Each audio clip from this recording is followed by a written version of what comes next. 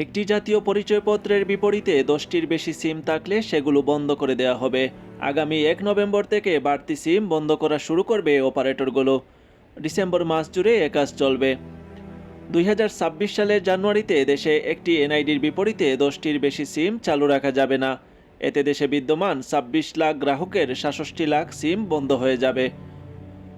বুধবার 29 অক্টোবর বিকেলে বাংলাদেশ টেলিযোগাযোগ নিয়ন্ত্রণ কমিশন বিটিআরসি আয়োজিত সংবাদ সম্মেলনে এ তথ্য জানান সংস্থাটির chairman major general Mohammad Emdadul বারী।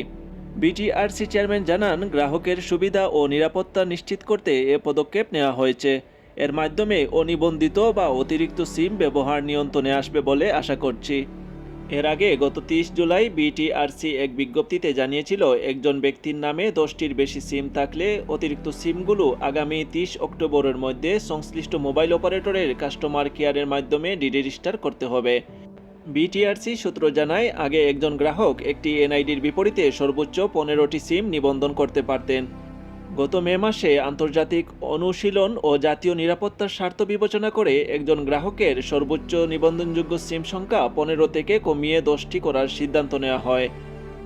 বিটিআরসির সিদ্ধান্ত ডাক ও টেলিযোগাযোগ বিভাগে পাঠালে তাতে অনুমোদন দেওয়া হয়। নতুন সিদ্ধান্ত অনুযায়ী এখন থেকে সর্বোচ্চ 10টি সিমই নিবন্ধন করা যাবে। পারভেজ হামিদ, মৌলভীবাজার টিভি।